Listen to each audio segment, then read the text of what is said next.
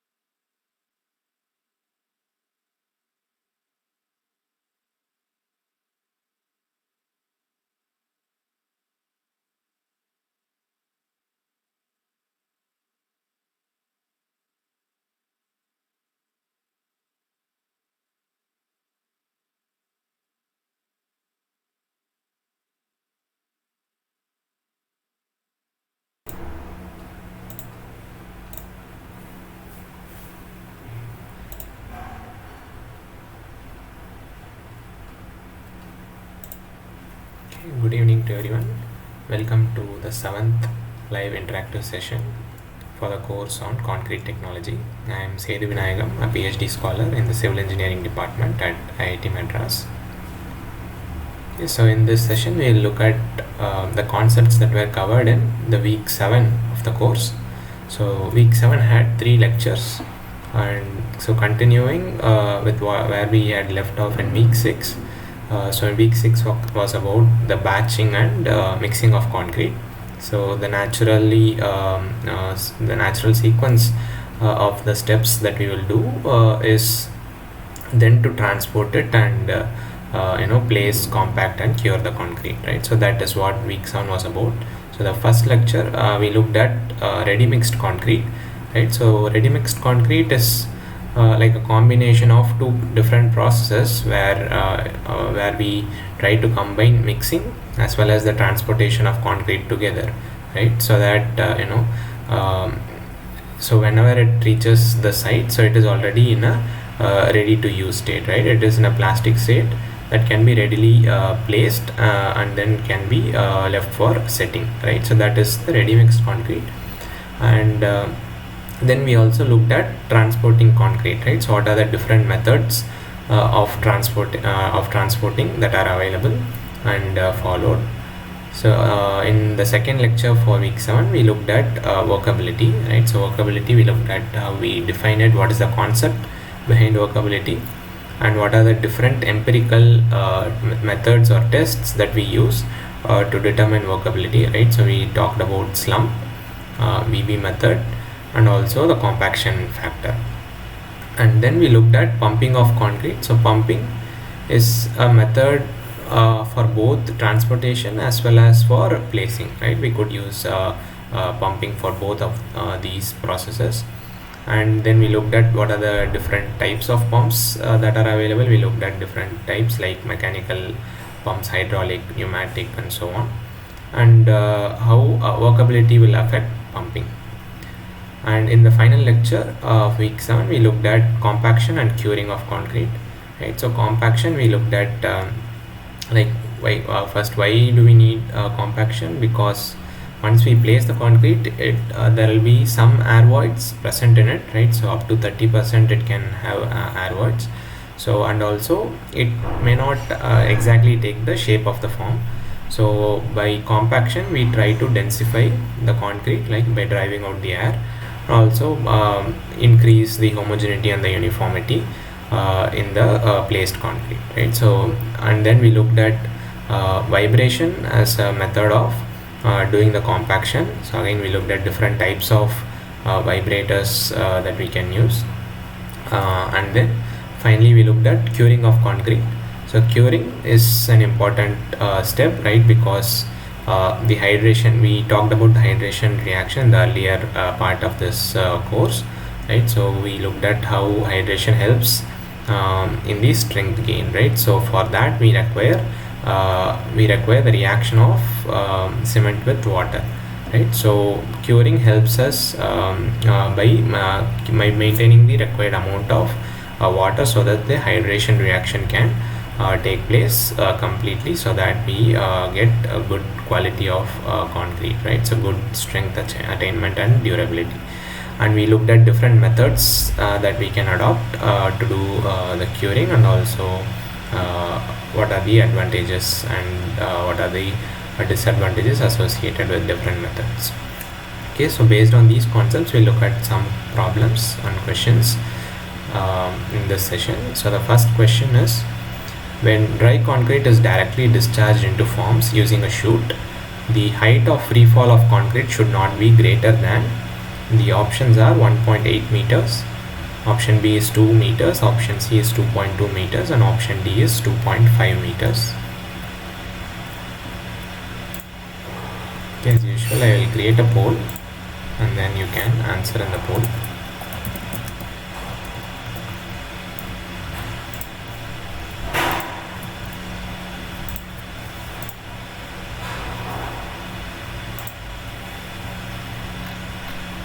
Okay, the poll is launched. Whenever you are ready, you can answer in the poll.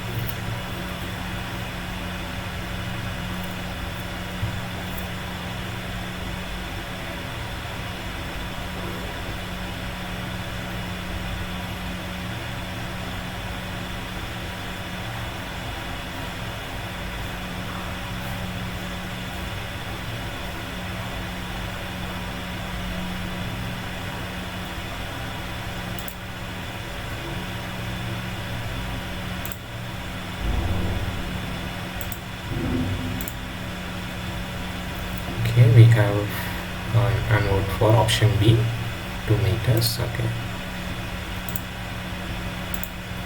The right answer is also 2 meters, option B. Right. So we looked at this using of chutes as a method of transporting concrete. Right. So generally in manual transportation, but when we are doing it, we should be careful that the free fall of concrete should not be more than from a height of 2 meters, right? So why is that necessary? Because when we go for a higher, when we drop it from a farther height, what could happen is, because concrete is made up of components of different specific gravities, so they tend to separate when we drop it from a larger height, right? So when you drop from a height of more than 2 meters, then it is possible that the coarse aggregates will most easily tend to segregate from your concrete, right? So we do not want that. Therefore we try to restrict the height of free fall to not more than 2 meters.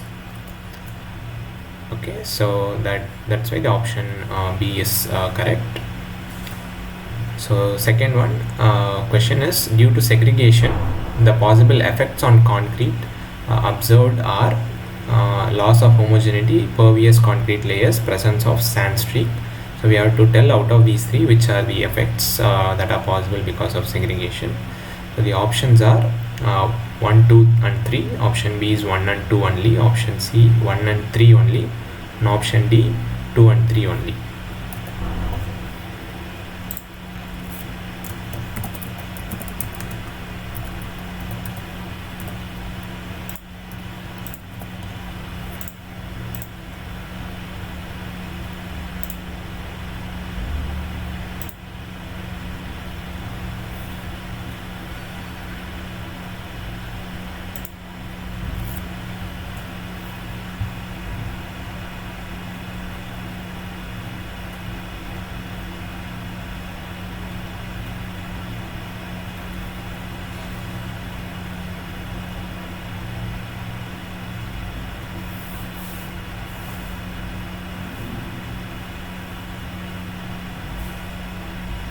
Okay,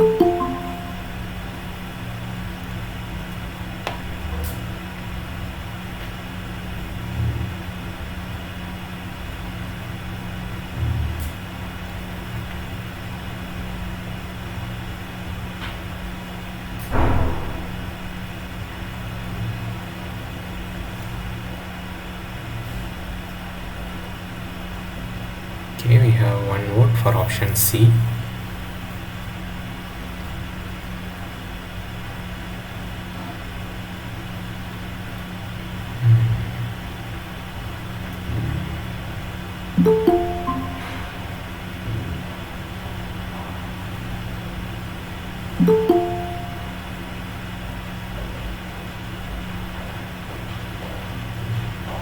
Okay, for those who joined late, we have a poll going on.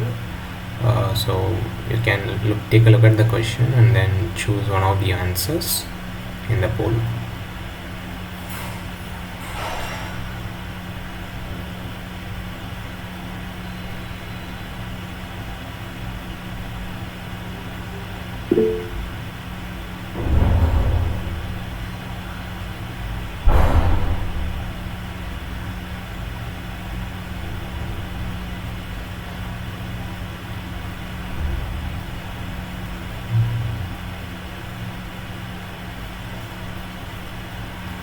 Okay, any other answers?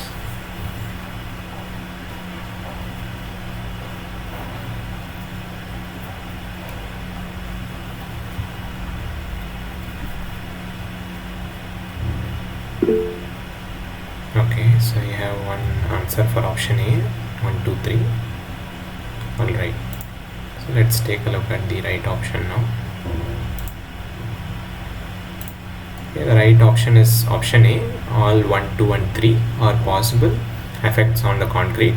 Right, so what is segregation? So segregation, so it is nothing but the separation of the different components that make up concrete, right? So we have the coarse aggregate, sand, cement, water, and so on, right? So because when these components separate from each other, so that's what we call as segregation. So because of when segregation happens, what it leads to is loss of homogeneity that can happen, right? So homogeneity means like we have a uniform composition throughout the system, right? So when you have the components separating out, you will see that the concentration of the different components in different locations to be different, right? So which leads to the loss of homogeneity, and it leads to pervious concrete layers, right? So because of this loss of homogeneity, you will see that more voids are generated, right? And that leads to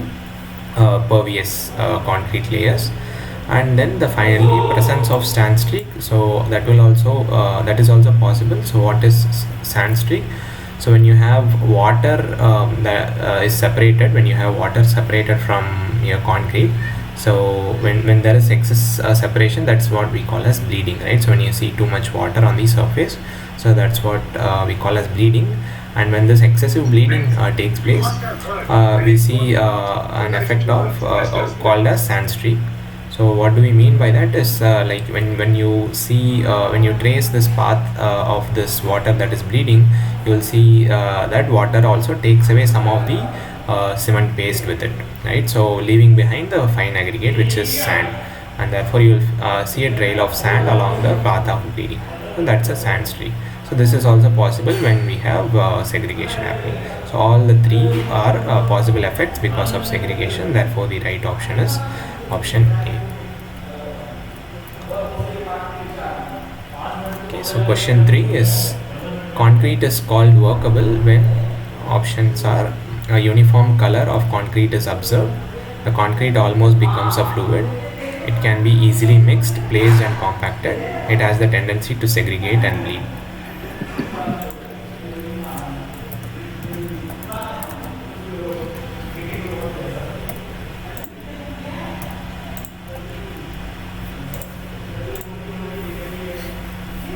Okay, the poll is launched.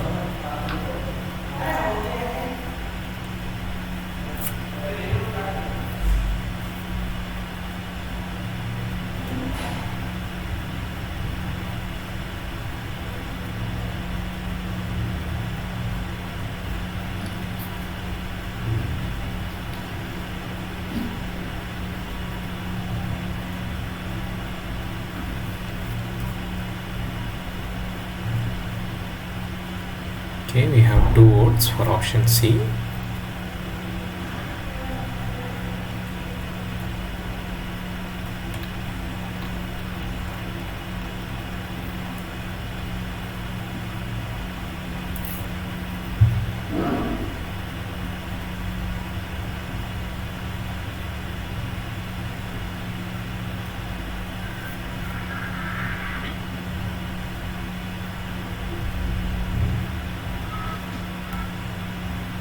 Okay, any other answers?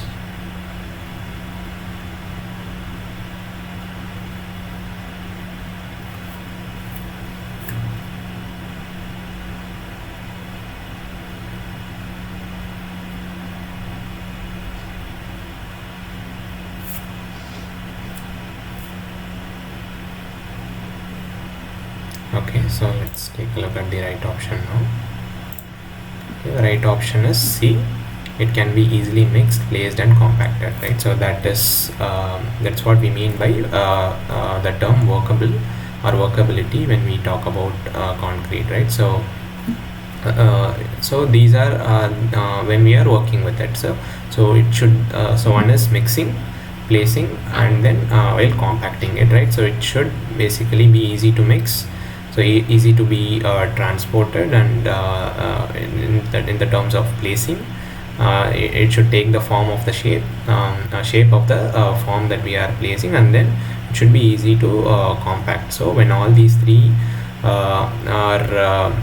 can be done with the concrete, so then we call that it is in a good workable condition, right?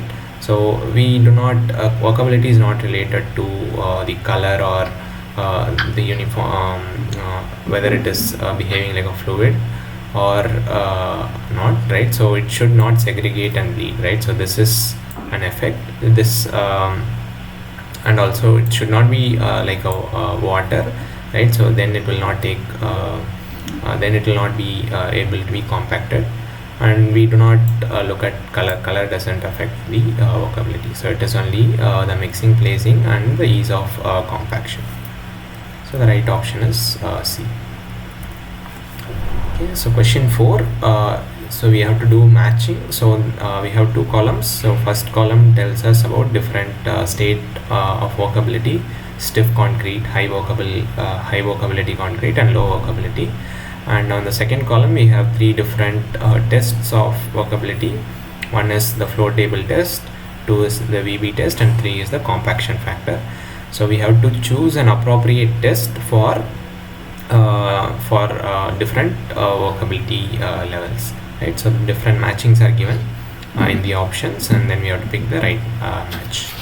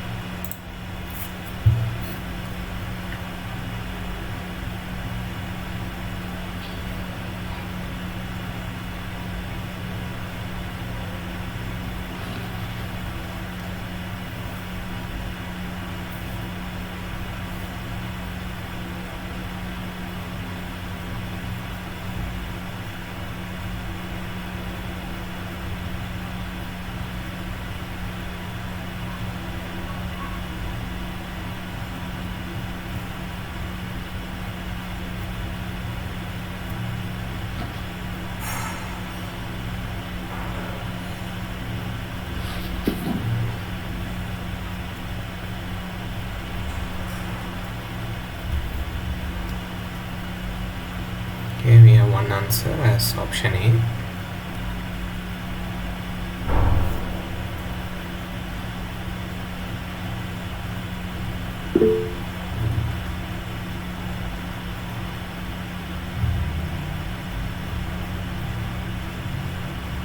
Yeah, some similar questions may be asked in the exam as well.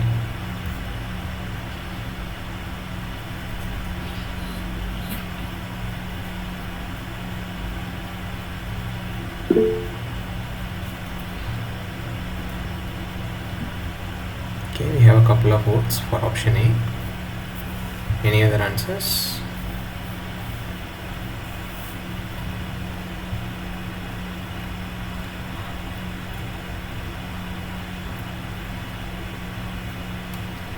Okay, so let's take a look at the answer now.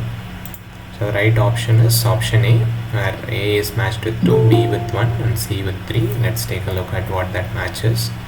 So A is stiff concrete. For stiff concrete, we prefer the VB test, right? So this is for A.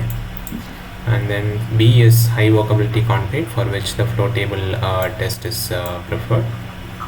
And then finally C is low workability concrete, for which the compaction factor test is used. Okay, so why do we prefer that? So here we look at two of these tests at a time, right? So what is the values that they take, right, for different levels of workability, right? So for example, let us start with so here we have the VB time on the y-axis, and the x-axis gives the compacting factor, right? So higher compaction means higher compacting factor means it is a highly workable concrete, right? So around this region. So what we see is that, see, when the workability is low, right, so there is so we see that there is a large range of VB times, right? So it is very sensitive when there is high workability, when there is low workability, or when it is very stiff. So whereas on the higher end, we see that the VB time is less sensitive, right, to the workability. So similarly, we see for slump here. So when the slump is lower, see that is it is less workable or more stiff. We see again the same effect on the VB time, so it is more sensitive, and at a high slump range, so highly workable mix. So in that case, the VB time is less sensitive, right? So similar trends can be observed when we are looking at compacting factor and slump, right? So again, when compacting factor is high, so which means more workable, so we see that slump is more sensitive, whereas it is less sensitive when the concrete is stiff, right? So therefore we prefer to use the VB test when we have a very stiff concrete, right? So because we are able to measure the workability, because the other when you go for slump, you will not be able to distinguish or you will not get difference in the values that you are reading, because the slump value is not really sensitive when the concrete is stiff, right? But you will be able to measure the differences in the workability even when it is stiff, when you are going for the VB time, right? So therefore we prefer the VB test for stiff concrete. And the reverse is true for at high end, the VB time is not much sensitive, but slump is, right? Therefore slump is more preferred. Slump test is more preferred when you have highly workable concrete. And in the intermediate case, between stiff and high, we have the low workability, where the compaction factor gives you a better way of measuring the workability. Therefore we prefer the compacting factor for the low workability mix. Okay, so that is the right match given in option A. Okay, moving on to question number 5. So we have an assertion and reason given, and then we have to say whether the assertion and the reason are true, and whether the reason is the correct explanation for the assertion. So the assertion is special admixtures or pumping aids are required to pump lightweight aggregate concrete. The reason is to overcome problems of loss of workability due to high water absorption by the porous particles. So the options are both assertion and reason are true, and the reason is the correct explanation for the assertion. B is both statements are true, but the reason is not the correct explanation. C is assertion is true, but reason is false. D is both are false.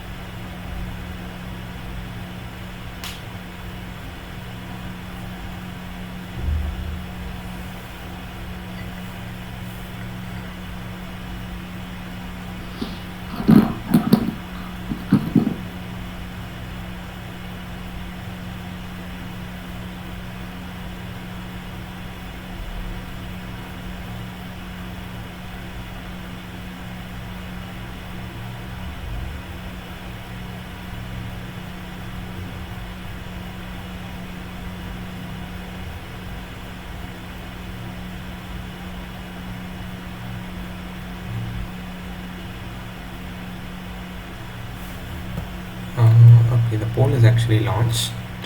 It is live for question 5. Can you just close it and open it again? Maybe you'll be able to see.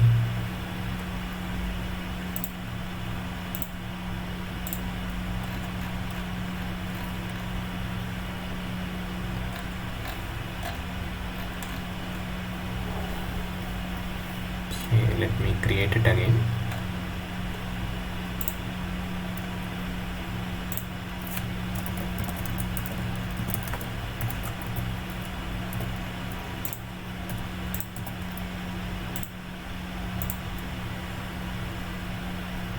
Okay, I have created the poll again for question 5.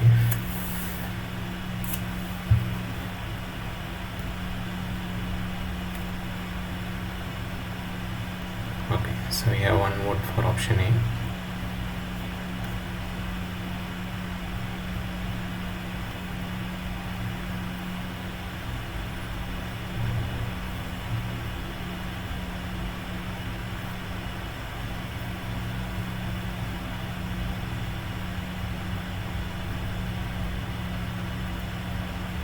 Okay, one vote for B as well.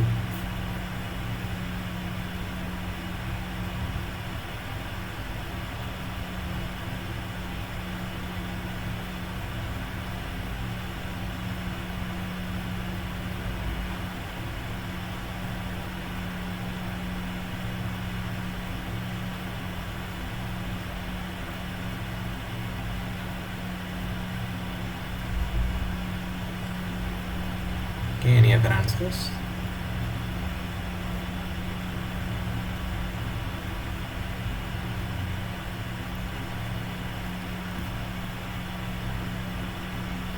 Okay, so let's take a look at the right option. So the right option is option A. Both the statements are true, and the reason given is also the correct explanation for the assertion statement. Right, so we see that both of the votes given agree that both the statements are true. Also, what's the statements? The first one says that we require special admixtures for pumping lightweight aggregate concrete, and the reason given is that it is to overcome the problem of loss of workability due to high water absorption by the porous particles. Right, so both are true. And so when we are talking about lightweight aggregate concrete, so it has a high water absorption capacity. Right, so the aggregates used in that have a high water absorption capacity. So when you have high water absorption, what happens? So it leads to loss of workability, right? So for workability, one of the important parameter is your water content, right? You should have adequate water content so that your mix is workable, right? So we can reduce the water content through use of some other special admixtures like the plasticizers, but the water content is important, right? So when you have high water absorption, so what happens? You will lose workability, right? And therefore, because these lightweight aggregates are causing this loss of workability, and therefore for pumping also you need the mix to be workable, right? So if you have a very stiff mix, then pumping will become difficult. So to overcome this, so we have to address this workability issue. So for that we go for some special admixtures, right? So some mineral admixtures like the addition of fly ash can help you reduce this loss of workability, right? And they can help you reduce the water absorption by this lightweight aggregates, and thereby making sure the workability is not affected, and therefore it is easier to pump, right? So the given statements are true, and also the reasoning is correct why we need the special admixtures for pumping the lightweight aggregate concrete. So all the three are correct. So the statements are correct, and also the reasoning is correct. Therefore the right option is option A. Okay. Question 6, similar type of question. So we have the assertion that aluminum pipes should not be used for pumping concrete. The reason given is aluminum reacts with alkalis to create voids in hardened concrete. So again we have to choose one of the options given here.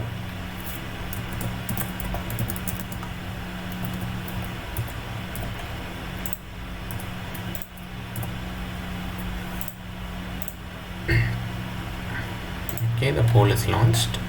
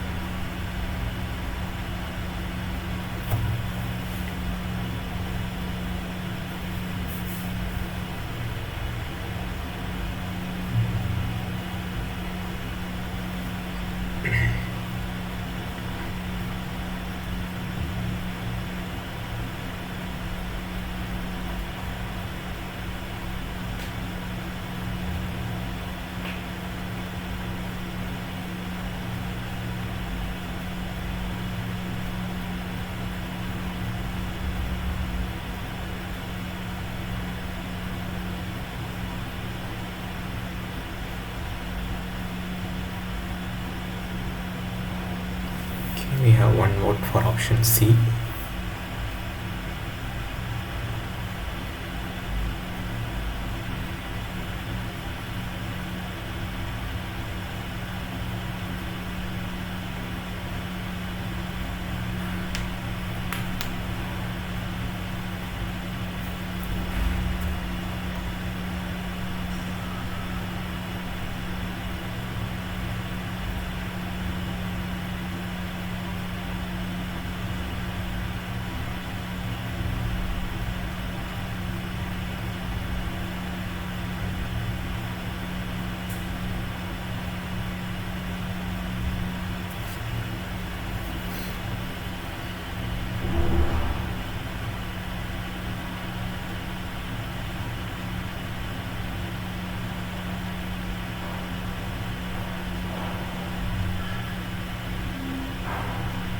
Okay, any other answers?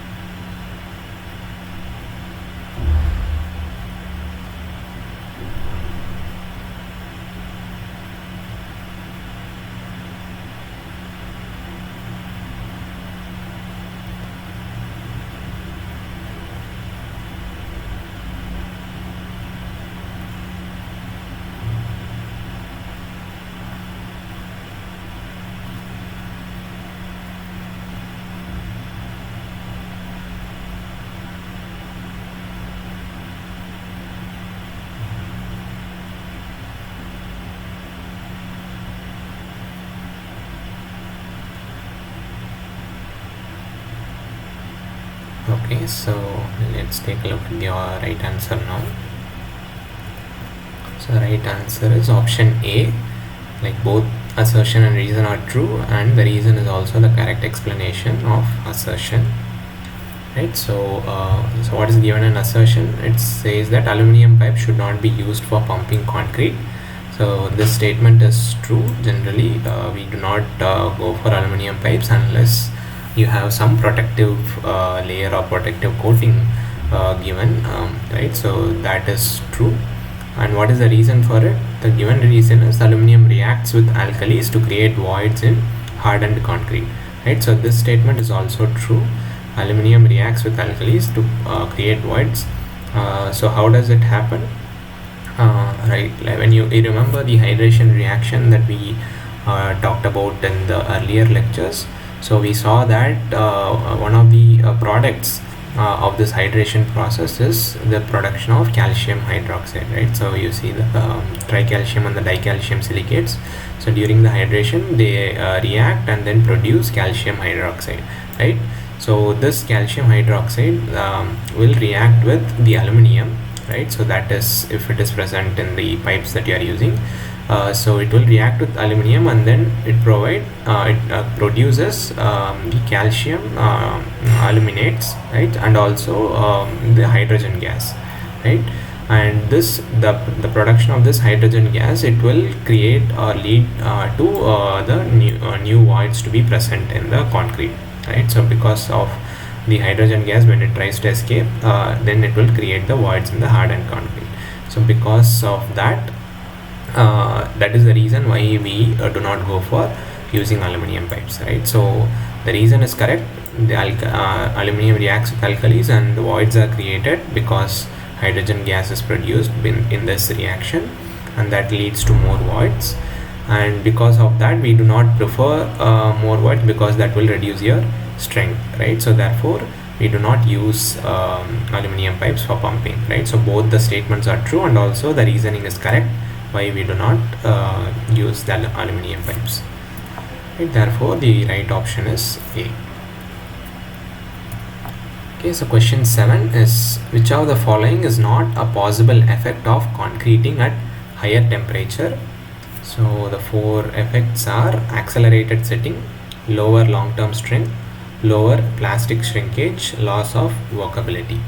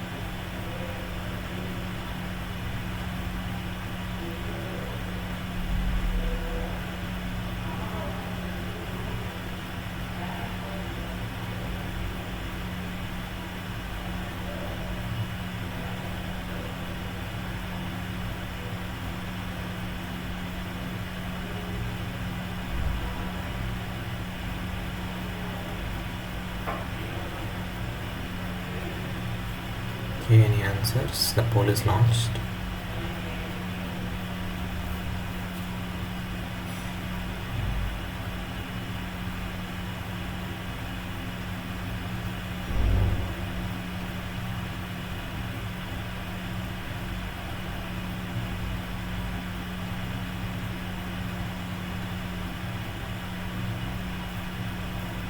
Okay, one vote for option A.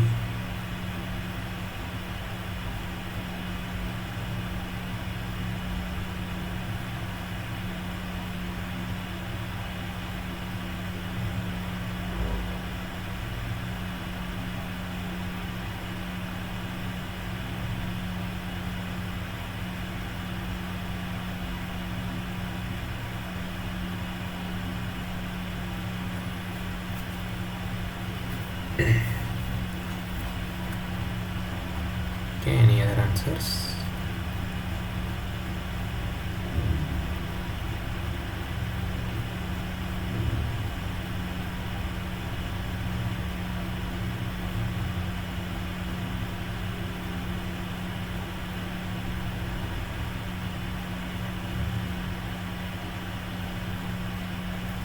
Okay, 2 votes for option A. Okay, let's take a look at the answer now. Okay, so the question is, so when you are working at or doing concreting at higher temperatures, right, so which of these is not possible, right? So which of these effects is cannot be seen, right? So when so the 4 effects are accelerated setting, lower long-term strength, lower plastic shrinkage, and loss of workability, right? So the right option is actually C, not A. So lower plastic shrinkage is what is not possible when you are working at higher temperatures. So actually, so when your temperature is higher, you will see that the hydration, the rate of hydration is actually increased, right? So because of high temperatures, the hydration reaction is actually takes place faster, so you will gain strength faster. Because of that, your setting will also be happening faster, because hydration is quicker at higher temperatures. Therefore the accelerated setting is true because of higher temperatures. And also the second one is, though the setting or the hydration reaction is quickened, the long-term strength is actually reduced when you go for higher temperature. So you see the graph here. This shows that when you are working at different temperatures, like 0 to 50, and the y-axis tells you what is the compressive strength, and the different curves show you the compressive strength at different days, like after 1 day, 3 day, 7 day, and 28 days, right? So when you're talking about long-term strength, so we'll look at the 28-day strength, and what we see is that as the temperature is increased, so we see that there is some increase in the 28-day strength, but there is some optimal point or the optimal temperature, so beyond which higher temperatures will actually lead to lower long-term strength, right? So that's because though your hydration is happening faster, it is happening at a very higher rate in the higher temperatures, and you will not see a proper formation or proper arrangement of the hydration products, right? Therefore, after a certain point, you will see that it is actually reducing or negatively affecting your strength, right? So therefore, the long-term strength will actually go down at higher temperature. So that is also correct. And the option D, well, let's look at that. It tells it leads to a loss of workability. So higher temperatures, so you will see a loss of moisture, therefore loss of workability, right? So that is straightforward. So that is also possible. So C says lower plastic shrinkage. So actually, because of the loss of water content that is possible at higher temperatures, you will see that the shrinkage or the reduction in the volume will actually be increasing, right? So therefore it will not be lower, it will be actually higher, right? So therefore the lower plastic shrinkage is not possible, it will actually be higher because of the elevated temperatures. Therefore C is the right option. C is not possible.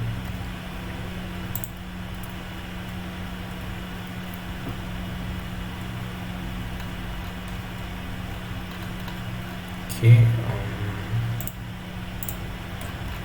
any questions?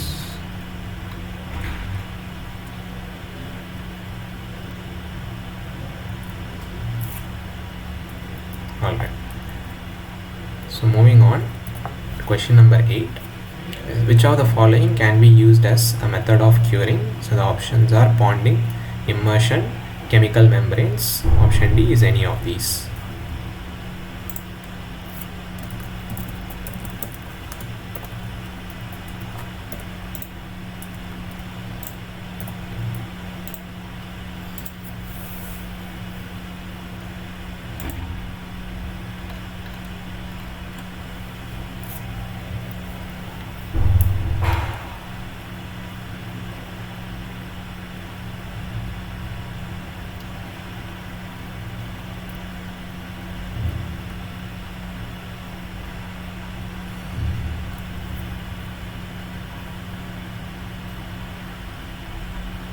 Okay, we have 2 votes for option D. I think this is a straightforward one. Okay, the right option is D, any of these. So we looked at all the different possible methods, right, as a part of the third lecture on curing. So ponding, so when you are working with flat surfaces, so you can keep a layer of water standing on top of the surface, right? So that's what we call as ponding. So it is one possible way. Immersion, generally for laboratory use, when we have small specimens, so we immerse it in water, right? So that is also one possible way. Chemical membranes is also true, so we can have apply some resins or some chemical membranes, so we could use spray them on top of these surfaces, therefore they prevent water from evaporating from our concrete. So that is also one possible way. So we could go for any of these. All 3 are different methods that are available for curing. Okay, therefore the right option is D. Okay, so question 9 with related to pumping. So what happens to the pumping pressure as slump changes? So we have to say what will be the change for both the pumping pressure as well as slump. So whether it decreases and whether the pumping pressure decreases when slump decreases, or the pressure increases when slump increases, pressure increases when slump decreases, or the pressure remains constant as slump increases.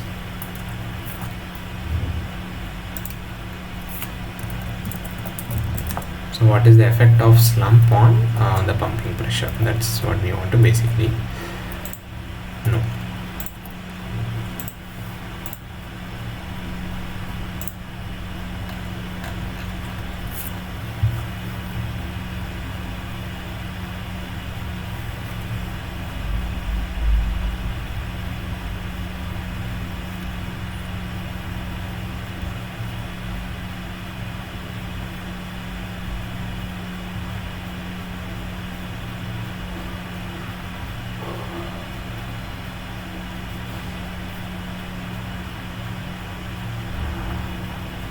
Okay, we have 2 votes for option C. Okay, any other answers?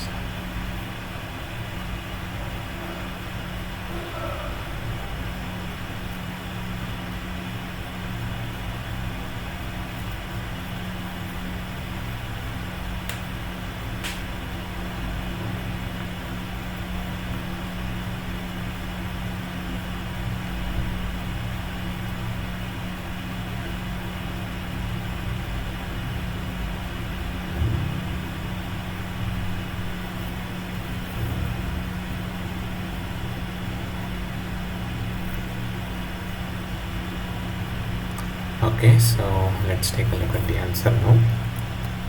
Right answer is option C, increases, decreases. Right, so the pumping pressure will increase when slump decreases, right? So that's the right option. So what happens? So when we say slump is lowering, what does that mean? It means the workability is lower, right? So less workable mix is a stiff mix, right? So to pump a stiff mix, you need higher pressure, right? So it is more difficult to pump a stiffer mix than to pump a highly workable mix, right? So therefore we right, so when it is more fluid, it is much easier, therefore you require lesser pressure. But when it is more stiffer, you need higher pressure, right? So when slump decreases, it means that you are dealing with a stiffer mix, and therefore higher pressure is needed for pumping it, right? So therefore the right combination is C, the pressure increases when slump decreases. Okay, so question 10 is which among the following are major issues in the transport of RMC, the ready mix concrete? So the options are uniformity, loss of slump, breaking of aggregate, none of the above. Okay, so this is a multiple answer question, so more than one option could be correct.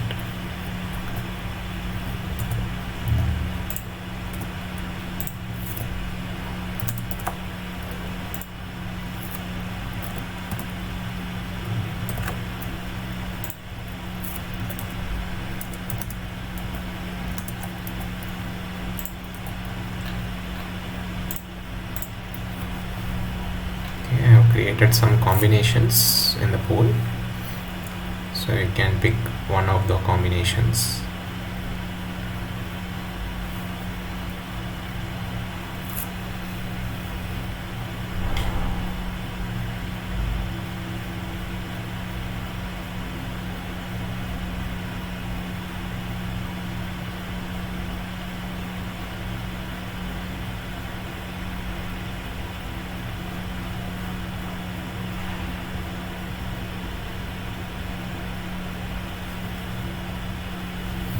We have one vote for the combination A, B and C, one for A and B.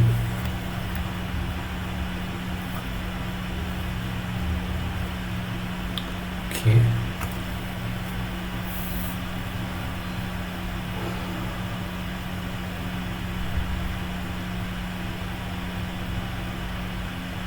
Any other answers?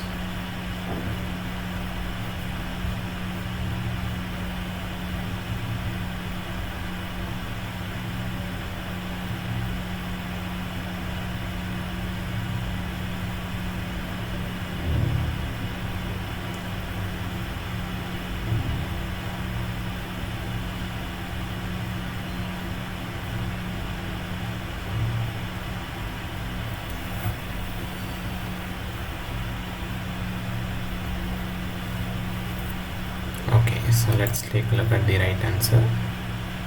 So the right answer is options A and B, uniformity and the loss of slump.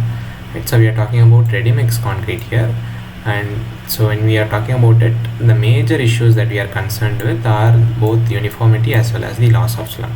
So uniformity is again the loss in homogeneity, right? So because you are taking it from the mixing from the batching and the mixing to the field, so there is some time elapsed, right? So it is possible that you could have some segregation that is happening, right? So because, as I said earlier, the difference in the specific gravities of the different materials or the components, you could experience some loss in the homogeneity, right? So because the coarse aggregates tend to settle down, right?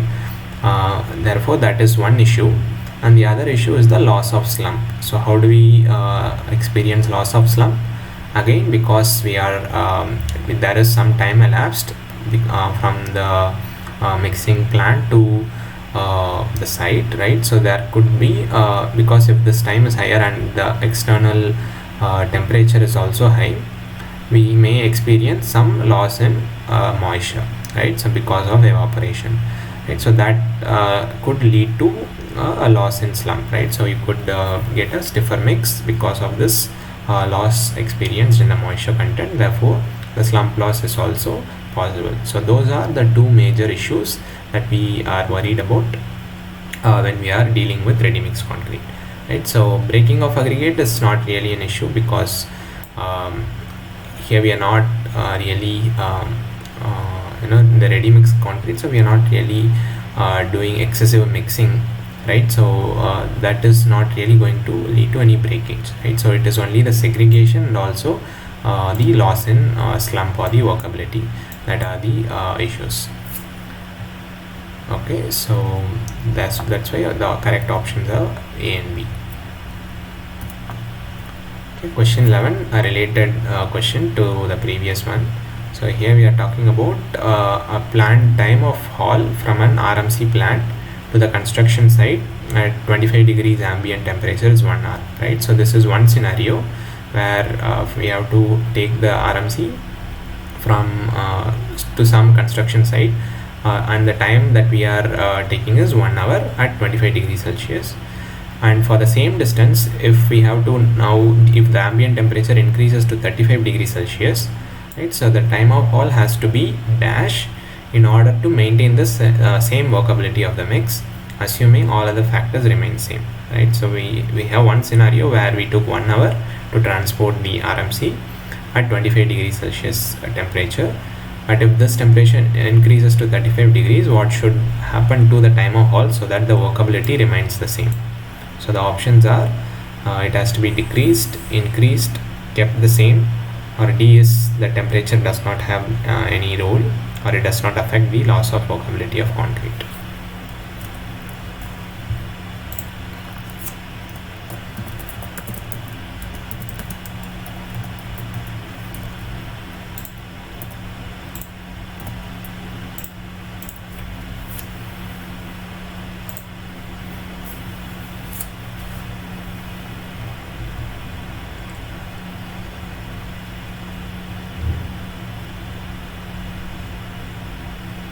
Right, we have 2 votes for option A.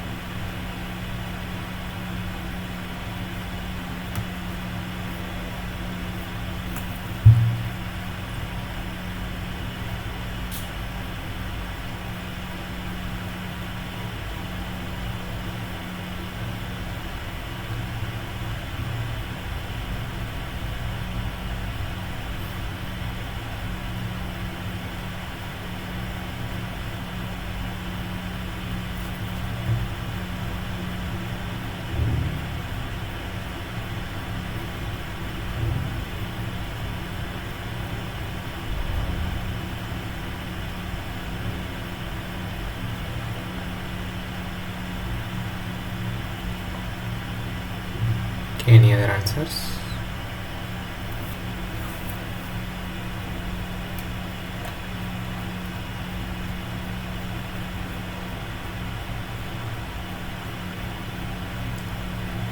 So let's take a look at the right option. So the right option is A. It has to be decreased. The time of fall has to be decreased, right? So why is it? So time of fall, so it is generally restricted to 1 or 2 hours, right? But it is also dependent upon the ambient temperature, right? Why? Because as we discussed earlier, so loss of slump is one issue that we deal with the ready mix concrete, right? So this loss of slump is related to the ambient temperature, right? So when the ambient temperature is higher, so you will have a higher or increased evaporation, right? So the evaporation rate will increase, so that will reduce the slump of the mix, right? So the initially you would have planned, or you would have worked out some mix proportioning, right? So you would have chosen your slump in such a way, and the water content in such a way that for this particular ambient temperature, and to reach the plant in 1 hour, what is the required water content, so that when you reach the site, the workability that is required is met, right? So that you had some water content based on that. So now when the temperature increases, what happens is your evaporation rate will increase, so you will lose moisture faster. So to combat that, if you keep the same water content that you had designed for the previous case, so now you have to actually reduce your time of haul, right? So the longer you stay out, the more water you are going to lose, right? Because you are working with the same proportion, and you want the same workability finally. Therefore you should reduce the amount of time that is exposed to the environment, so where we are experiencing this loss of moisture. So when you decrease it, you will make sure that the workability when at the time of delivery is maintained the same, right? So how much it has to decrease, it will depend upon the rate of the loss, right? But we agree that it should decrease, right? So the time has to be decreased, like we should deliver it quicker now, right? So that's why the right option is option A. Okay, question 12 is non-agitated trucks are preferred over agitated trucks. So we should say whether this statement is true or false.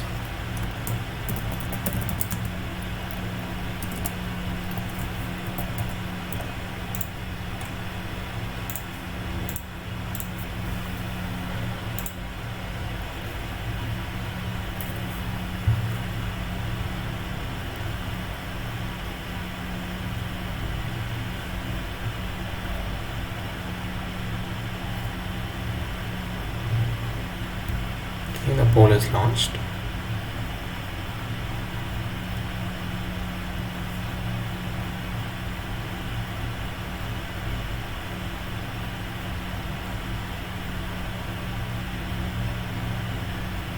Okay, so we have two answers as false.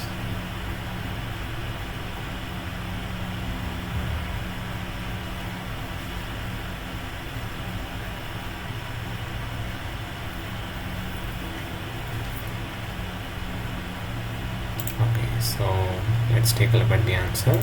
The right answer is option B, false, right? So in the previous question we looked at one of the issues, which is the loss in slump. So this is the other issue with the RMC, which is the uniformity, right? So when you are going for a non-agitating truck, so the chances are that you will experience segregation, right? So the longer is the time of haul, so the more the chances are that you will experience segregation, right? So therefore to address that, we go for agitated trucks, right? So where you as the transportation is being is taking place, right? As you are moving the concrete, so you keep mixing it at some slower pace, right? So therefore you keep on agitating it so that the components do not separate out, right?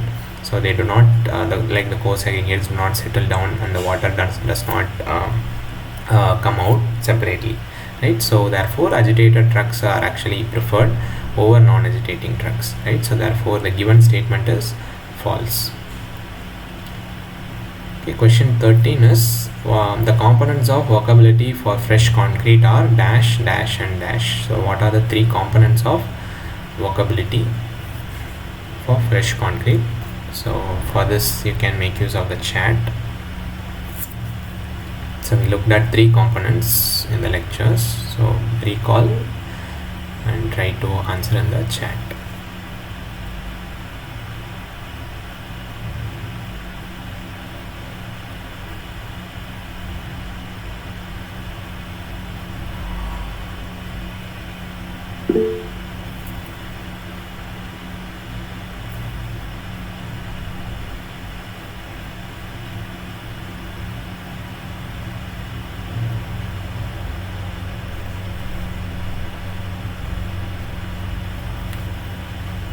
Okay, one answer we have as water to cement ratio. All right.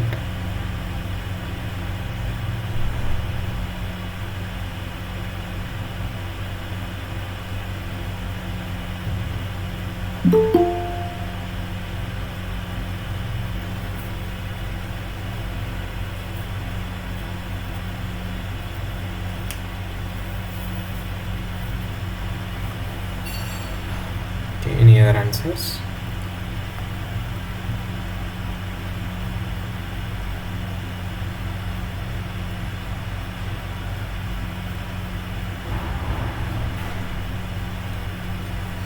Okay, aggregates. All right.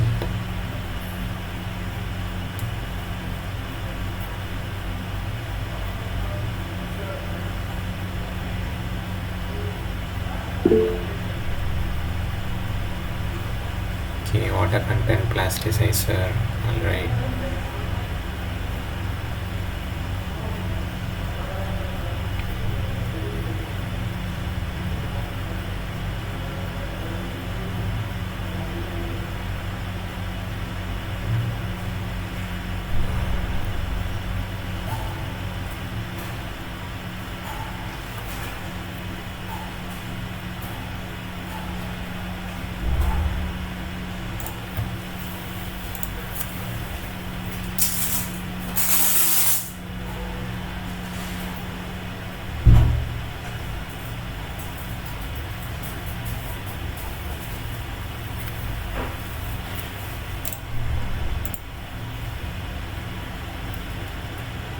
Okay, so let's take a look at the answer now.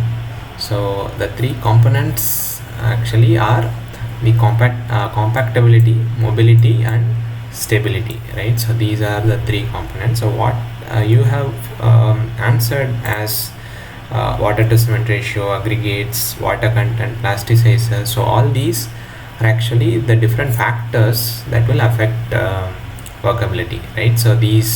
So when you change these, so workability will be affected. But when we are talking about the components, it is basically how we define, right? So theoretically, what is behind this workability? What is so like what like how we define it, right? So one is in terms of compactability, right? So this compactability is basically what is the work done or how much effort that needs to be put in order to compact it, right? So that is one component that will determine how workable the concrete mix is, right? The second one is mobility, right? It is with respect to it has to do with the flow of concrete, right? And that is actually a function of several parameters like your viscosity, shear stress, the aggregate size and so on, right? So that is the second component. The third one has to do with stability.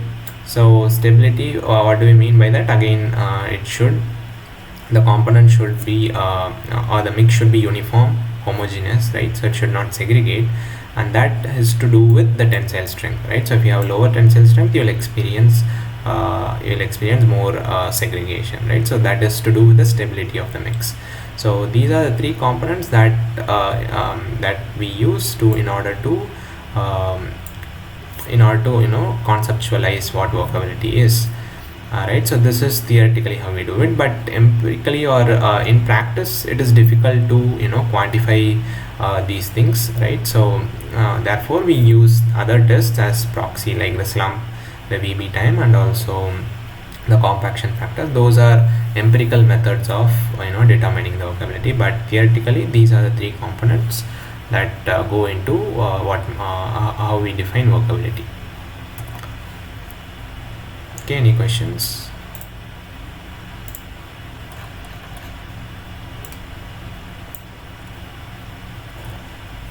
Okay. So question 14 is the pumping pressure required to transport low water to cement ratio concrete is low. So we have to say whether the statement is true or false.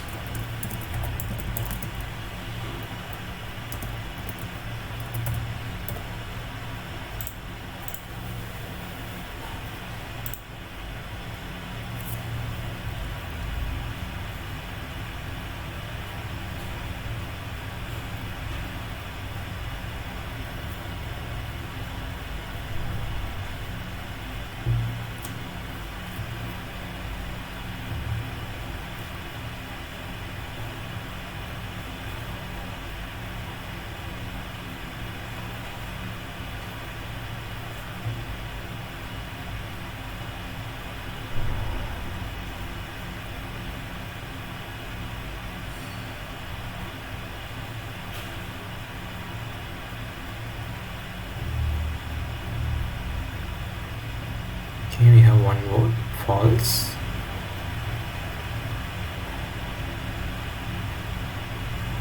Okay, any other answers?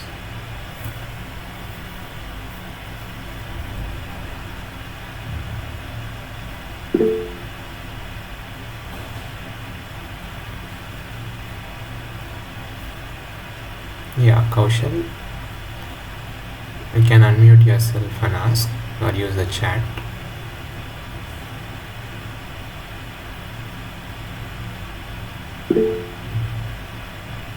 Oh, it is launched and we also have an answer already. So maybe you can use the chat for this one. Okay, so B, we have two answers for B.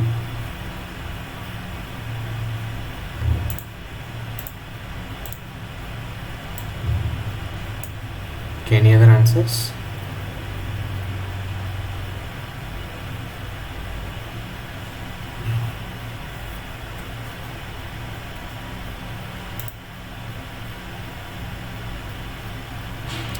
Okay, so two votes on the poll for B and one in the chat for B. So I think everybody agrees.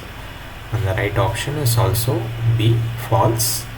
Right. So when we are talking about low water to cement ratio, so here is a graph where we see what is the axial pressure that is required to overcome the friction against the water to cement ratio, right?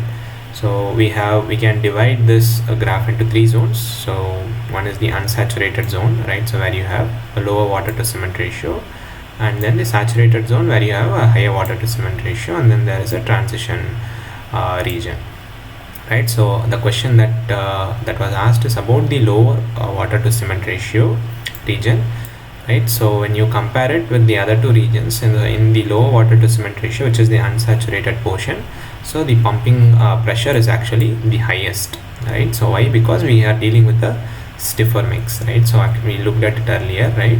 So when you are dealing with a stiffer mix, so you will require more pumping pressure.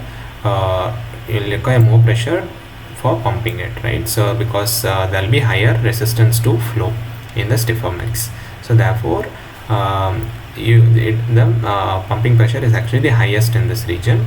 So the reverse is true. So when you have a very high water to cement ratio, in that case, so we are dealing with a saturated mix, so the pumping pressure will actually reduce a lot, and in between you'll see a transition between these two regions, right? So that's the relation between the pressure and the water to cement, and the given statement is actually violating it. So where we see it says the lower water to cement ratio requires a low pumping pressure, so that is false.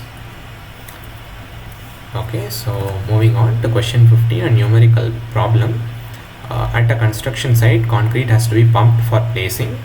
If pumping pressure at the delivery end P0 is 35 kg per centimeter squared, Internal diameter of the pipe di used for pumping is 18 centimeters, and the flow resistance per unit area of the pipe R is 7 into 10 power minus 3 kilogram per centimeter squared.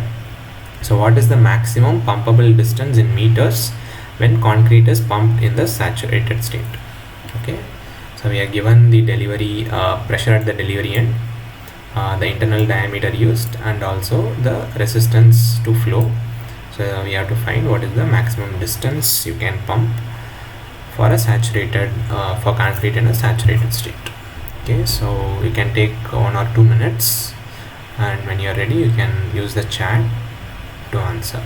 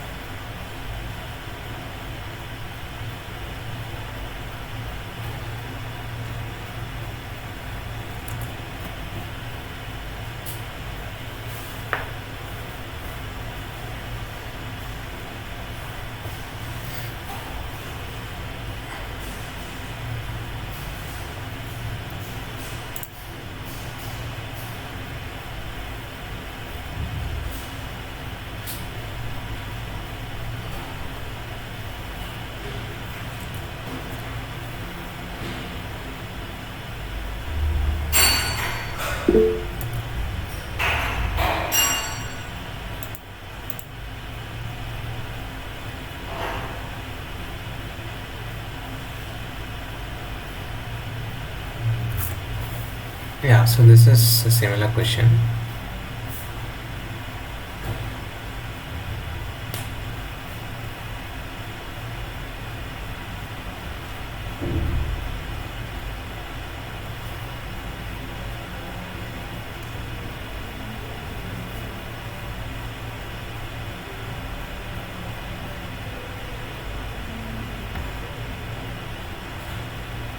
Okay, so this is a similar type of problem to that. So we want to find the maximum pumpable distance. So the assignment 7 question. So I'll look at that and then get back to you later.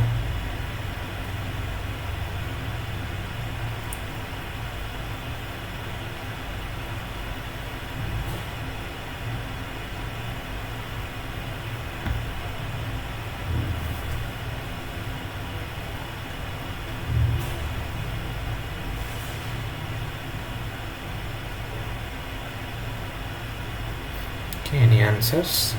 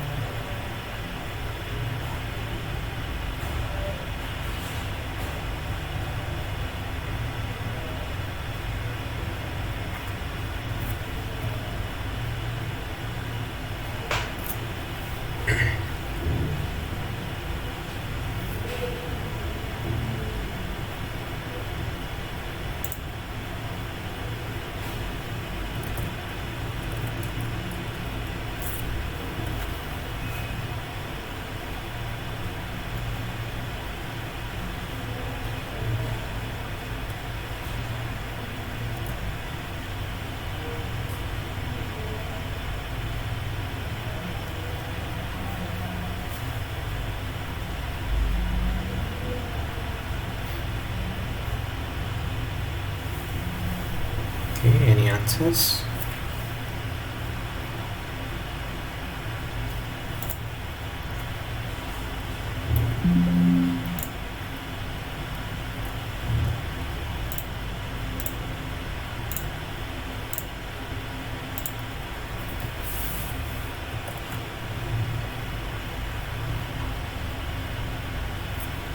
Okay, so we'll take a look at the solution now. Okay, so So we are talking about saturated concrete, right? So for saturated concrete, so the relationship between the pumping pressure and the distance to which you can pump is given by this. So P is equal to P0 minus 4Rx by di, right? So P is your pumping pressure, right, at a distance of x from the delivery end, and P0 is your pressure at the delivery end. Di is the internal diameter of the pipe, and R is the resistance to flow, right? So this is the relation. And so the question that is asked is, so we know what is the pressure at the delivery end, what is the diameter of the pipe, and also the resistance to flow. The question is, what is the maximum distance to which we can pump, right? So what is the maximum distance? So we can pump as long as the pressure as long as the pressure is non-zero, right? So whenever the pressure is zero at some distance, so that is the maximum that we can pump it, right? So farther than that we cannot pump it. So to find out what that maximum distance is, so we need to find out the distance where the pressure becomes zero, right? So when you take P is equal to 0,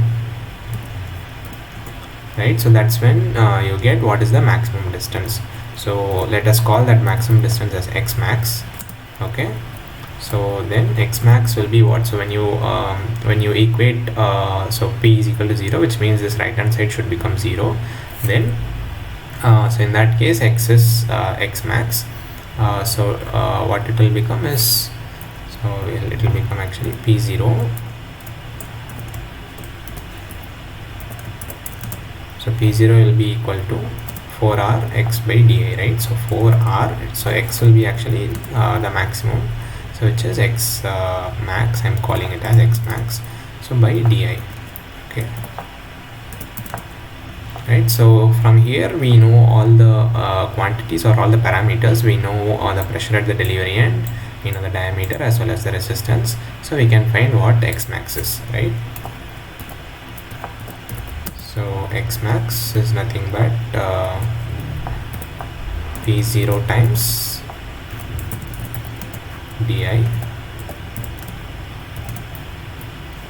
divided by 4R, right? So we know all the quantities here. So what is P0? P0 is 35 kilogram per centimeter squared, right? So it is 35 times what is di? Di is 18 centimeters, and 4 times the resistance to flow is 7 into 10 power minus 3 kilograms per centimeter squared.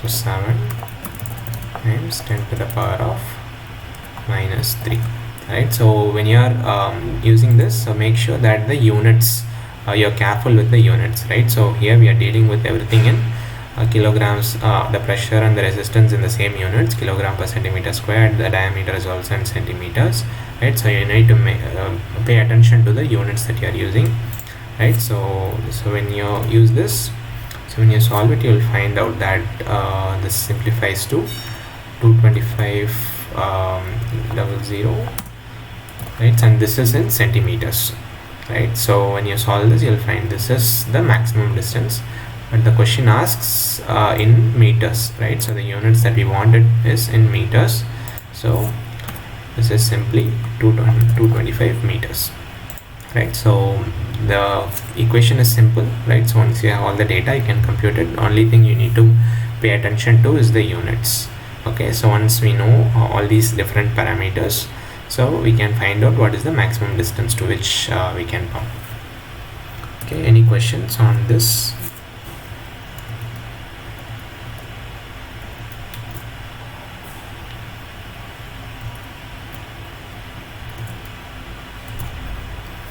Okay.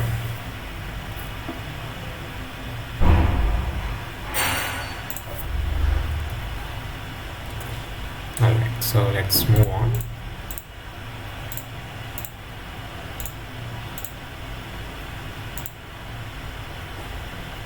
Okay, so question 16 is form vibrators transmit impulses both dash and dash to the form.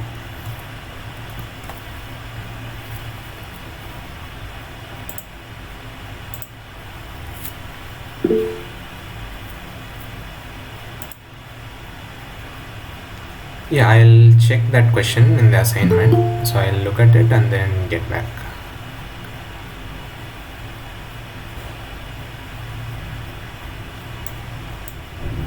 Okay.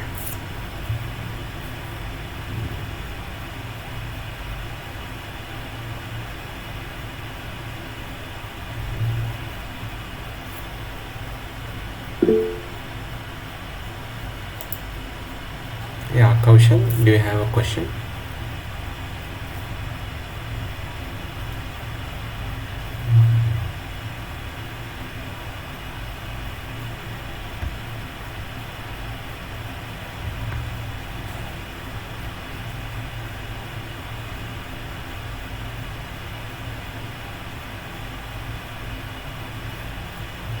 Okay, so for this question you can make use of the chat. Form vibrators transmit impulses both dash and dash to the form. So basically, in what directions do we expect the impulses from the form vibrators?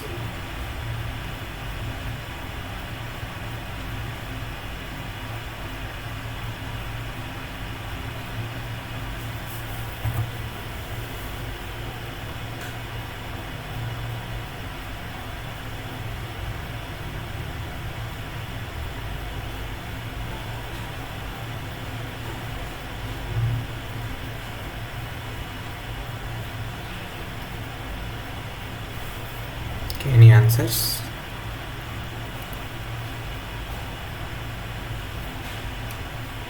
Okay, inside and outside. Okay,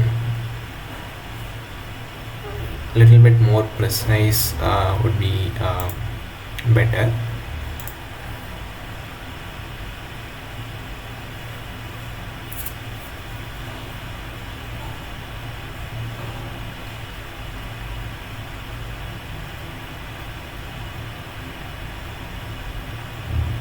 Alright, so let's take a look at the answer now.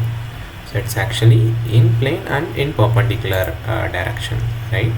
So that is what we expect.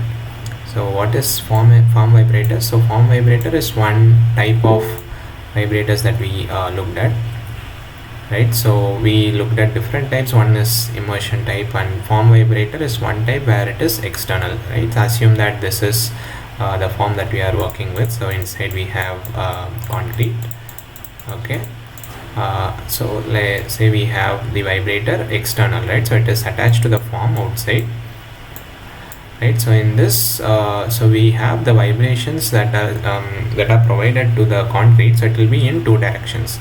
So one is in the direction or along the surface of the form, right? So that is the in plane, right? So this is the surface of the form, right? So one is in the direction. So there will be one impulse in this direction, and there will also be impulse provided in the perpendicular direction to the surface of the form, right? So this is the other direction. This is perpendicular to the surface of the form, right? So those are the two directions, right? So both in the in plane and the perpendicular directions to the form, right? So I think that's what you meant when you said like inside and outside, right? Maybe this is inside and this is outside, but actually more precisely it is in the in plane direction to the form, and then in the perpendicular direction to the form, right? So those are the two directions. Okay.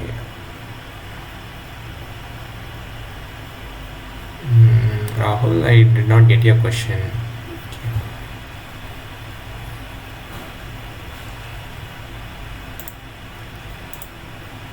Do you mean by do you get options in the exam?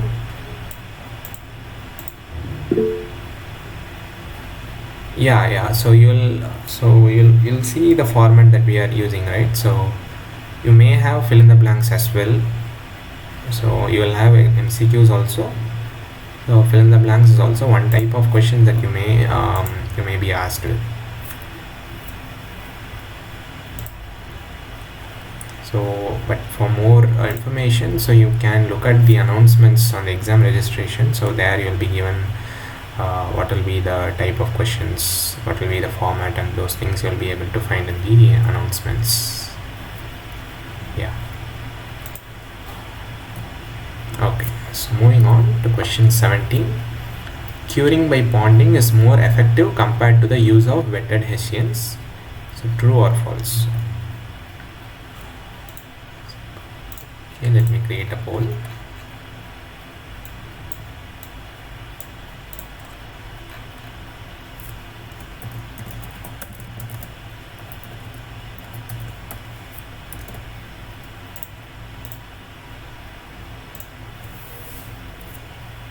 Yeah, the poll is launched.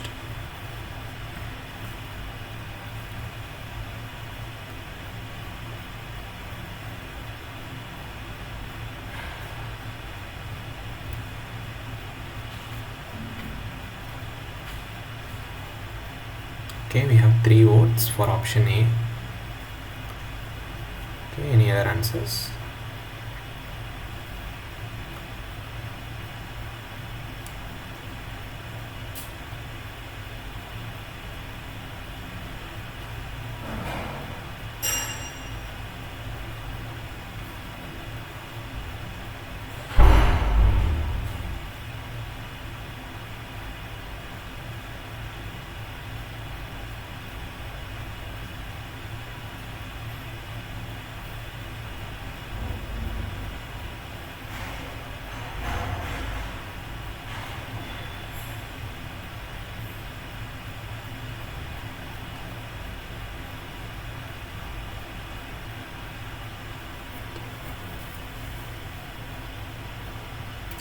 Okay, so let's take a look at the answer now.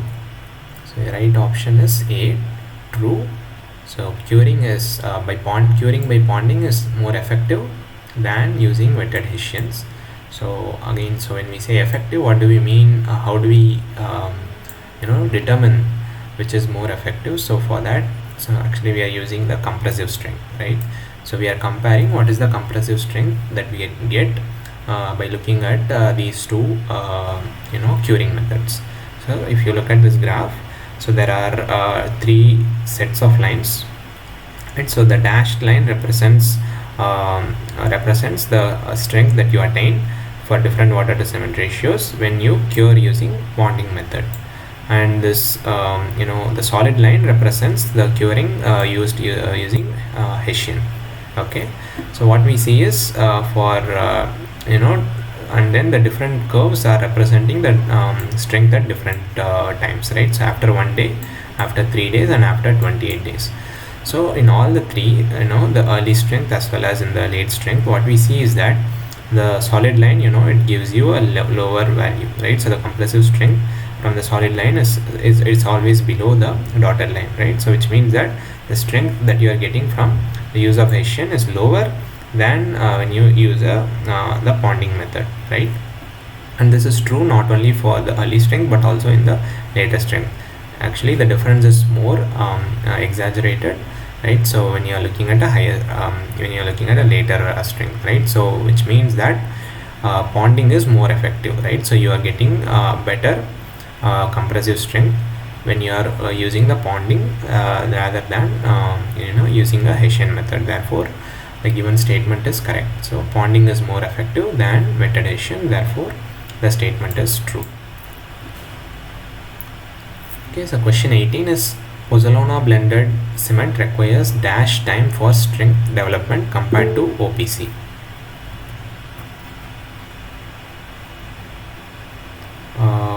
Those things you can write to the NPTEL support. They will be able to answer regarding the exams.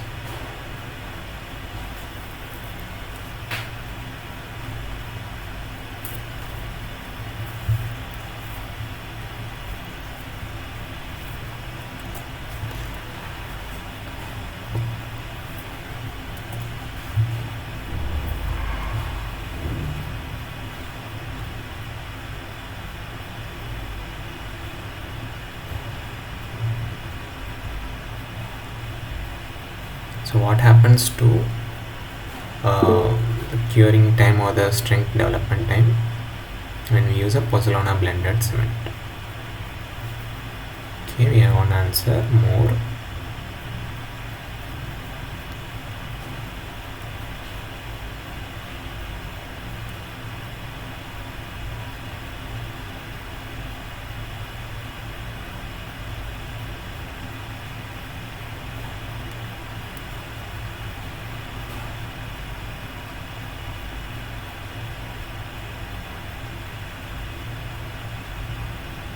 Okay, any other answers?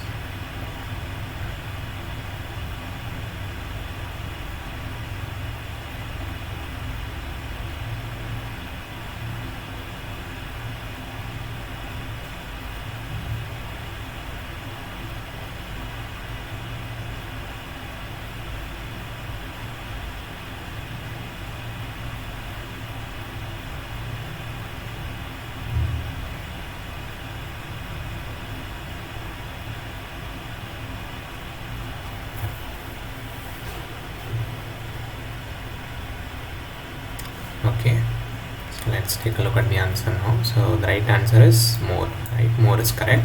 So that is, when you use pozzolana blended cement, then it will take more time for strength development when you compare it to OPC, right? So whatever time OPC takes, pozzolana blended cement will take more time for getting for attaining the same strength. Okay, so why is that? So we looked at this when we in the module of admixtures, right? So mineral admixtures, when we discussed that, we saw that the hydration reaction, so for pozzolana it is actually slower, right? So, and hydration is what is leading to the strength development. So because of the slow hydration process for the pozzolana material, so the strength development will also be delayed, right? So therefore you need to allow more time in order to get the strength required, right? And if you look at the IS 456, so it recommends that 7 days is 7 days for OPC, whereas for blended cement with mineral admixture it is 10 days, right? So it is higher for the mix with admixtures, and also this depends upon the conditions, environmental condition that you are working with. So when you are working in a hot and dry condition, then for both OPC as well as the blended mixture it is increased, but even in that case for the blended mixture it is higher than what it is for OPC, right? Therefore more is the right option. Okay, question 19. So we are given with 4 statements and we have to pick the correct one out of the 4. So the statements are: increasing the cement content without varying the void content increases the pumpability. Decreasing the cement content without varying the void content increases the pumpability. C, both cement and void content needs to be optimum for good pumpability. And D is cement and void content will not affect pumpability.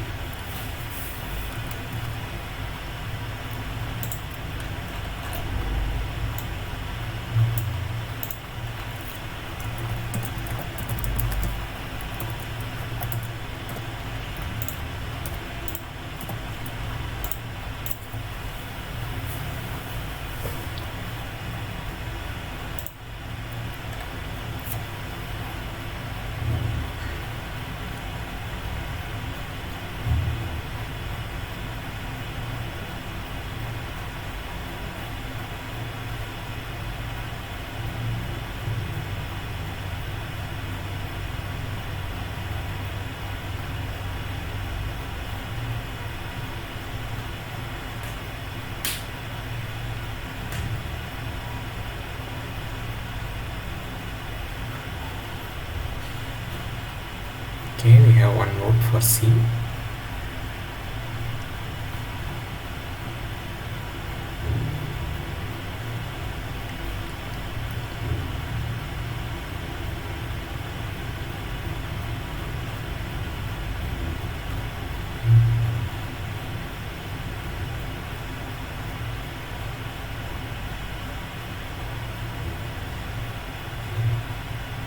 Okay, 2 votes for option C.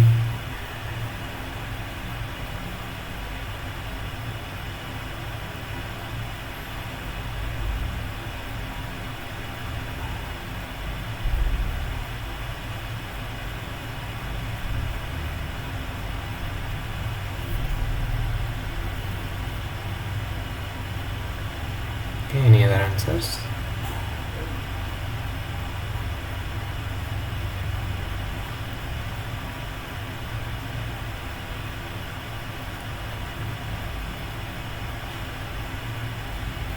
Okay, so let's look at the right answer now. Okay, so the right option is C, that both cement as well as the void content needs to be optimum for a good pumpability. Right, so if you remember this chart from the lecture, right, so we have the cement content on the y-axis and the void content on the x-axis, and we have different regions, right, so different combinations of the cement content and the void content, and then the different regions represent the different pumpability, right, so whether it is easily pumpable or marginally pumpable, or it has a high resistance. So one thing that is clear from this graph is that the cement content as well as the void content affects pumpability, right, so therefore option D is directly ruled out, right. So option A says that increasing the cement content without varying the void content increases pumpability, which means that you pick any one void content. Okay, so you fix that void content and then you look at varying cement content, right, and it says that increasing the cement content, which is going upwards, then without varying the void content increases pumpability. So as we go higher at a given void content, then the pumpability should increase, right. But as we see that it is not the case, it is not monotonic, right. So initially for a given void content, say around medium, so at lower cement content we have lower pumpability, right, so marginal, then the pumpability is higher, and then when you increase the cement content even further, then the pumpability again reduces, right. So which means that this relationship is not true. It will not always increase, right. So there is a particular cement content only at which the pumpability is higher, right. So the other one, option B, says decreasing the cement content without varying the void content increases pumpability. Again, this is false. Again, we saw that it is not linear, right. So when you decrease it, again there is a particular region where it is highly pumpable, and then it will go down, right. So it will not keep on increasing or decreasing, right. So there is no monotonic relationship that we are seeing here. So therefore the right option is C. So there is a particular combination, right, a particular values where the cement or the particular combination of cement and void content where the pumpability is higher, right. So that is the optimum content, right. So therefore the right option is C. Okay, question 20, another numerical in the same format that we looked at earlier. So at a construction site, concrete has to be pumped for placing. Again, the pressure at the delivery end is 30 kg per centimeter square. Internal pipe diameter is 20 centimeters. The flow resistance per unit area of the pipe is 8 times 10 power minus 3 kg per centimeter square. So here we want to determine the pressure in kilogram per centimeter square in the pipe at a distance of 90 meters away from the delivery end. Okay, similar problem, but here just we are trying to determine a different quantity, which is pressure at a distance of 90 meters, right. Earlier we looked at the maximum distance. Here we want to find the pressure at a particular distance. Okay, so we can take a minute and then answer in the chat.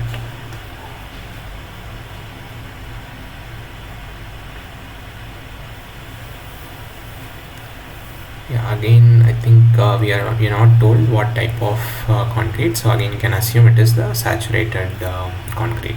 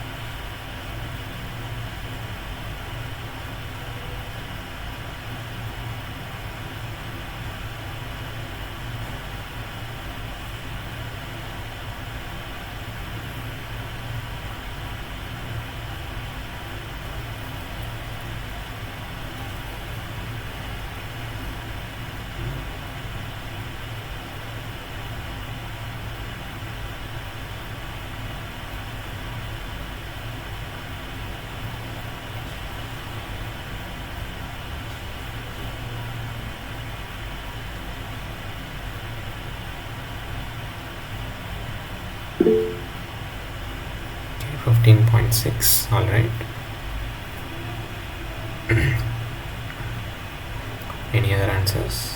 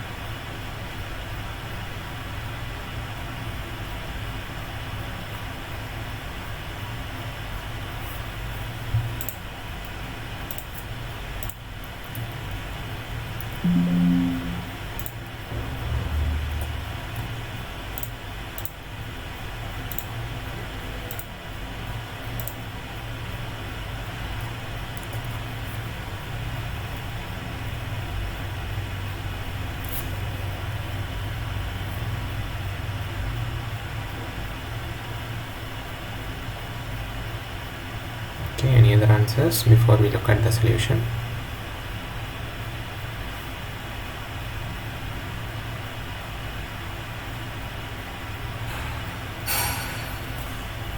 Okay, so let's take a look at the solution now. Okay, so again we are talking about saturated concrete, right? So the same relationship that we used earlier holds. So what was that relation? It was P is equal to P0 minus 4Rx by di, right? So again P0 is the delivery and pressure, di internal diameter, R is the resistance to flow, X is the distance at which the pressure P is realized, right? So in this, so earlier we looked at what was the maximum distance. So for that we said the distance at which the pressure becomes 0 is the maximum distance, but here we want to find out for a given X what is the pressure at that particular X, right? So for that again we know all the information that we need. So basically we need to substitute the different quantities. So P0 is 30 kilogram per centimeter squared. It's 30 minus 4 times, what is the resistance? It is 8 times 10 power minus 3 kilogram per centimeter squared. 8 times 10 to the power of minus 3, okay, times X is the distance at which we are measuring the pressure, right? So it is at a distance of 90 meters. So again, as I said, you have to pay attention to the units, right? So the problem is simple, the numerical, but the you should pay attention to what units we are working with, right? So here we are all working with centimeters, but the distance is at in given in meters, right? So we should put it in the same unit so that it works out. So it is 90 meters, so 9000 centimeters, right? So on the internal diameter it is given in centimeters, so 20, right? So if you do that you will get it as 15.6. so it is in kilogram per centimeter square, right? And that is the unit asked in the question. So the final answer is 15.6 kilograms per centimeter square. So this is the pressure at a distance of 90 meters from the delivery end. Okay, any questions?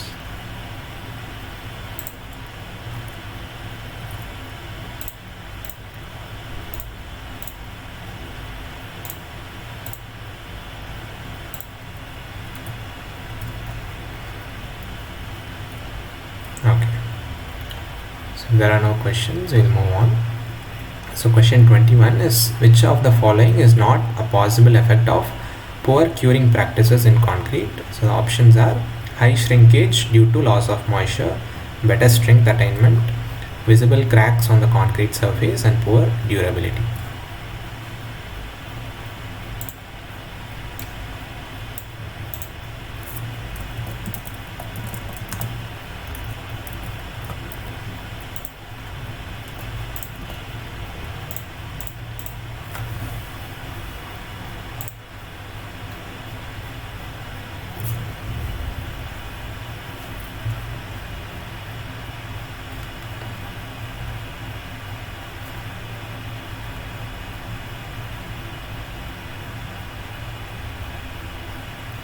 Okay, we have one vote for B.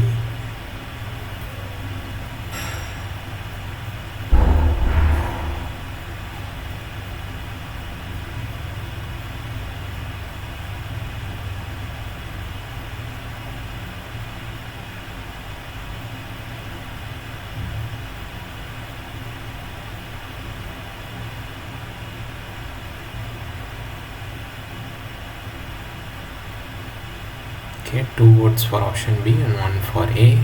Alright. Okay, let's take a look at the answer. So the right option is B, better strength attainment. So what is the question asking? So the question is asking which is not a possible effect because of poor curing, right? So poor curing means you don't have you have inadequate curing, right? So you don't have enough moisture content, right? So that is going to affect your hydration process, right? So that is the poor curing. And also we need to find out which is not possible. So when you do inadequate curing, which of these is not possible, right? So because of poor curing, so high shrinkage due to loss of moisture, so this is possible, right? So because you have inadequate curing now, so there will be you can't replace the moisture loss because you don't have enough, you're not be doing proper curing, right? So the loss of moisture will lead to high shrinkage, right? So the volume is going to reduce, right? So that will happen because of the poor curing. So better strength attainment, so for strength attainment you need proper hydration, right? So the hydration has to complete, and for that again you need better or adequate moisture, right, or water content, so which when you have poor curing is not possible, right? So B is not possible. C is visible cracks on the concrete surface. Again this is possible because when you have shrinkage, you'll be able to see shrinkage cracks appearing on the concrete surface. And then poor durability, again because you have lesser water content. So durability, if you remember, one of the criteria for or the requirement for the specification of durability is in terms of the moisture or the water content, right? So when you have poor curing, so the durability is also affected, right? So it will lead to poor durability. So all the three, A, C and D, are possible because of poor curing. So B is not possible because it requires actually good curing, right? So therefore the right option is B. Okay, moving on to question number 22. Which of the following admixture will you use if the concrete has to be transported for long distances? So the options are superplasticizer, accelerator, retarder and air entrainer.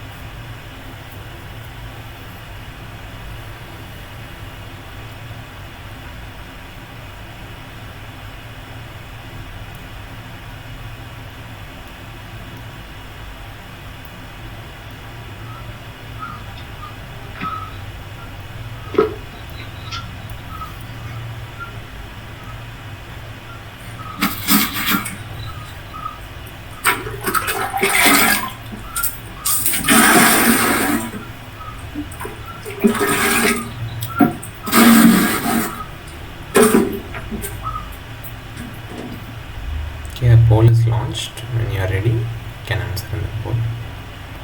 Okay, we have one vote for C.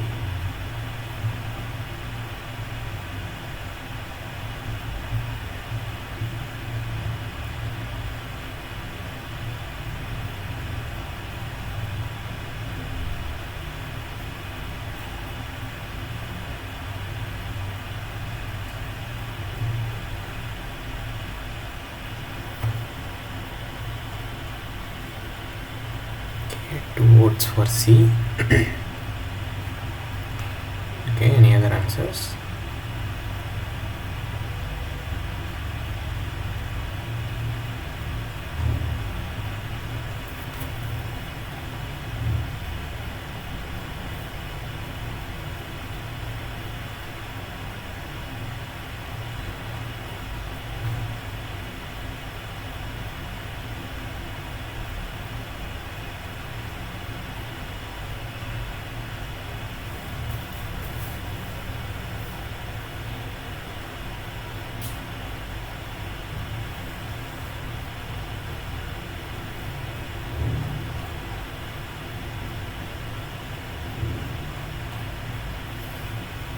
Okay, so let's take a look at the answer. So the right answer is option C, retarder. Okay, so what is the question? So it is, which of these will we use if we are going to transport for a long distance, right? So by long distance we can guess that it is going to take a longer time, right? So that is the implication of transporting to a longer distance. So what is our concern when it is going to take longer time for transportation? Our concern is that the concrete might set, right? So before we deliver it, it might get set, right? So that is the concern here. So how will we address it? So super plasticizer, we use it generally for altering the water content, right? So when you want to reduce the water content, right, so we go for a super plasticizer. So in this case it's not going to help us in adjusting the setting time, right? So this is not the right one. Accelerator means it will the setting time will be reduced, right? So it will quickly set when you are using an accelerator. So that is not what we want. We want to do the opposite of it. So the accelerator is also not the right option, right? So retarder, we said it is the right one because it is going to, retarders will delay your setting time, right? So it will now take a longer time to set, and that is perfect for us because we are taking longer time to transport it. So we want to delay the setting time, therefore the retarder is the right one. Air entrainer, again it has got nothing to do with the distance of transportation, so this is also not a relevant admixture, right? So therefore the right option is C, retarder. Okay, any questions?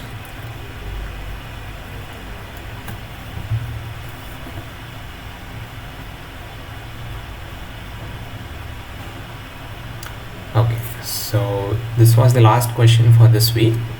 Okay, if you don't have any question, we can conclude this session here. Okay, so I'll just stay back for a couple of minutes in case you have any queries or questions. Okay, if not, feel free to log out. Okay, we can meet again next week, same time. Okay, and just for any questions, if you have any queries regarding the exam format or the admit card and so on, you can directly write to NPTEL support. They will be able to answer it. Okay, anything related to the logistics of the exam. Okay, if you have anything related to the content, you can feel free to ask now. Otherwise we will meet again next week.